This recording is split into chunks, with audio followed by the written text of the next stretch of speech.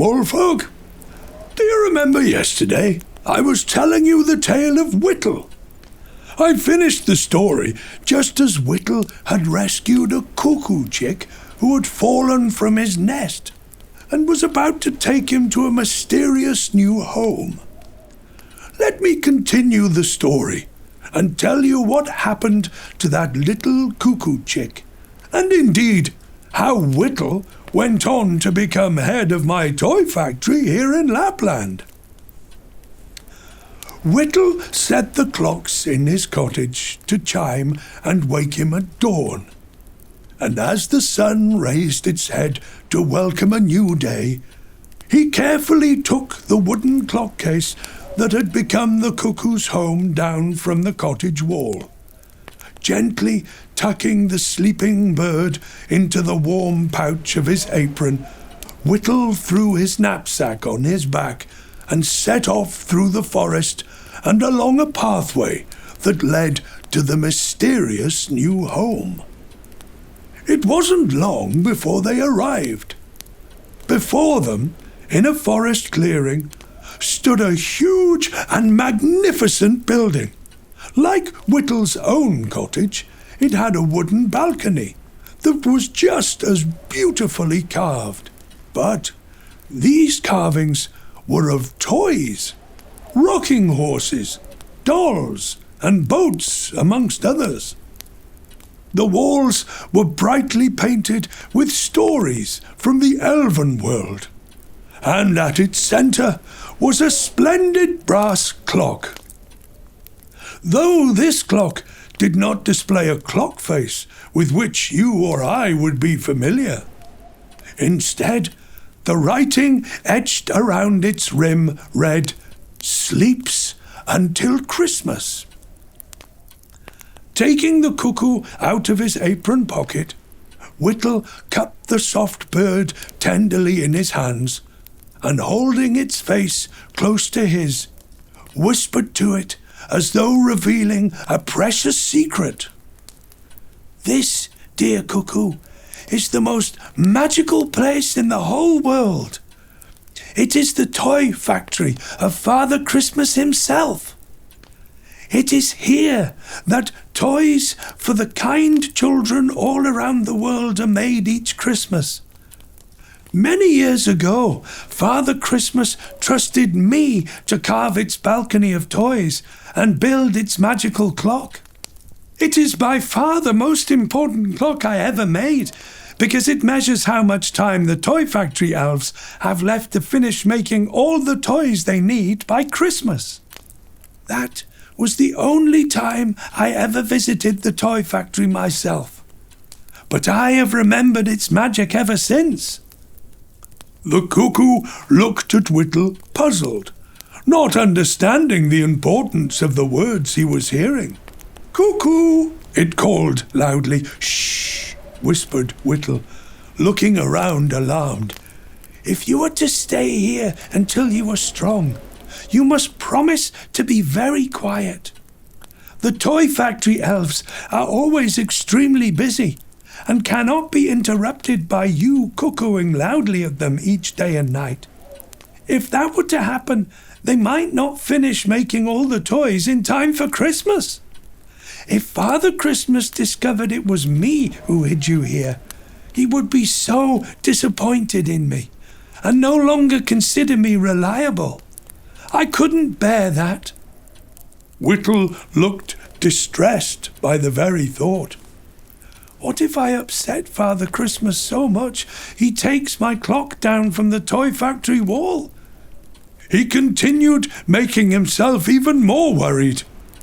"Oh, little cuckoo, I do hope you understand." The cuckoo tilted its head as though he did. Whittle pushed open the huge wooden doors of the toy factory and stepped inside.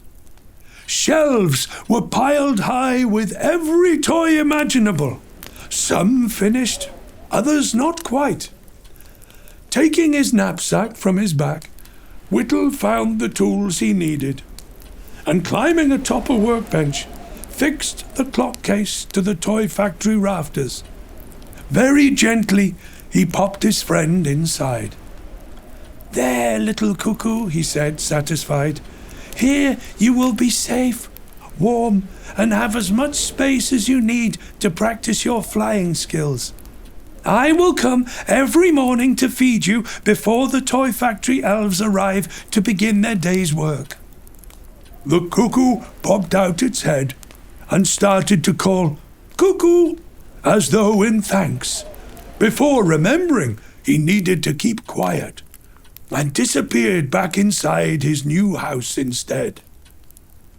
Autumn came soon, followed by winter, and every day Whittle kept his promise to his cuckoo friend, rising at dawn in the hope that he would not be seen. He would slip into the toy factory, bringing food and fresh water to the little bird, while the rest of the village still slept. And in his own way, the cuckoo seemed to be keeping a promise to Whittle too, to remain quiet as he grew strong. One morning, close to Christmas, Whittle needed to gather more carving wood. A new elflet had been born in the village, and he was keen to make a beautiful new clock for the elflet as his Christmas gift. Pulling on his warmest jacket, hat, and mittens to protect himself from the cold, he picked up his axe and knapsack and set off deep into the forest. Crunch, crunch, he could hear his boots sound as he trudged across the thick white snow. But all of a sudden, he heard another sound too, a sound that he recognized only too well.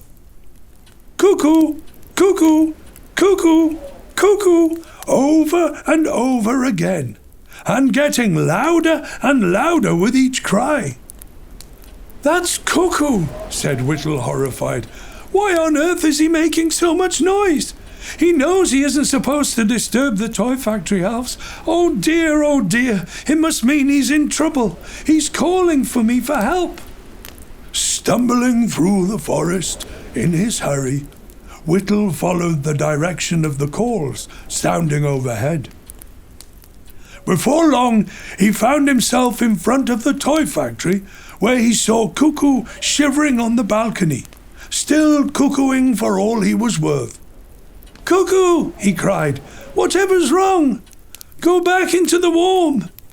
Whittle pushed open the toy factory doors and looked inside.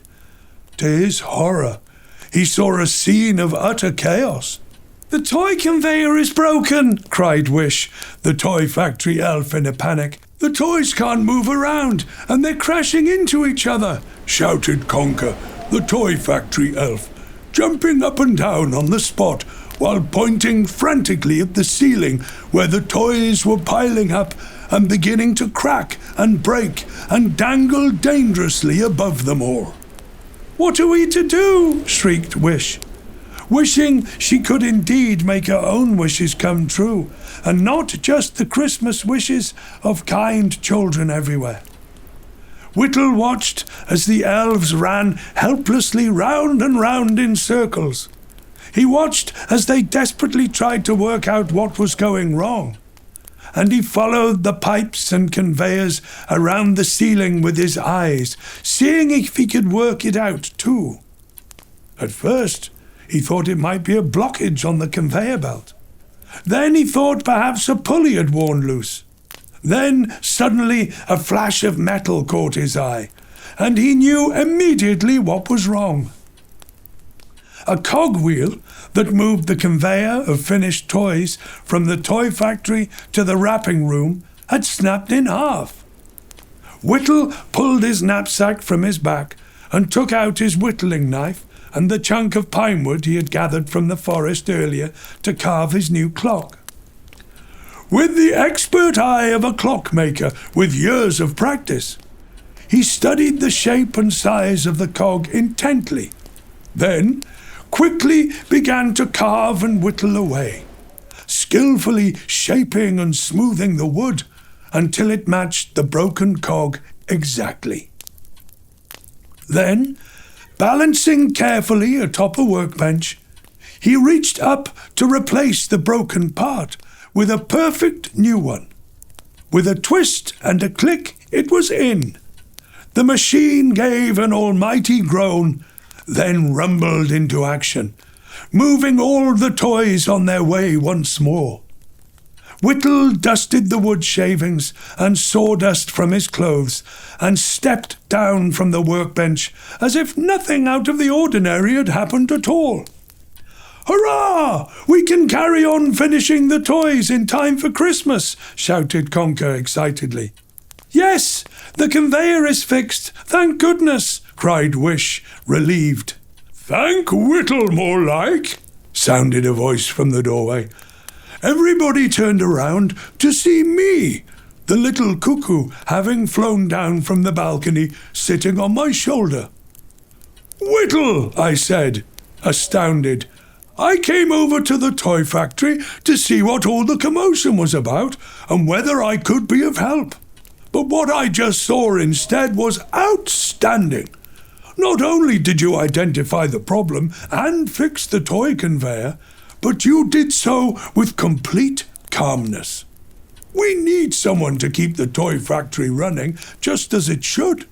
And I cannot think of a more reliable elf than you, dear Whittle, for the job. A master clockmaker who understands better than anyone the importance of making sure all the toys will be finished on time. Would you please do us the honor of becoming head of the toy factory?" Inside, Whittle wanted to jump for joy, but instead, with a straightening of his back and an adjustment of his knapsack, he simply said, "Thank you, Father Christmas. I would be delighted, especially if my cuckoo friend can stay with me and sing his heart's content." "Cuckoo, cuckoo," called his friend merrily. So from that day to this, Whittle has been the head of my toy factory, making sure everything is running like clockwork. And should you ever visit for yourself one day, look out for that first ever cuckoo clock in the rafters, for it still hangs there proudly as a reminder of a most special friendship. I do hope you enjoyed hearing the tale of my dear friend Whittle. Where would we all be here in Lapland without him making sure all your toys are ready for me to load onto my sleigh on Christmas Eve? See you tomorrow, small folk. Cheery byes for now! Ho, ho, ho, ho!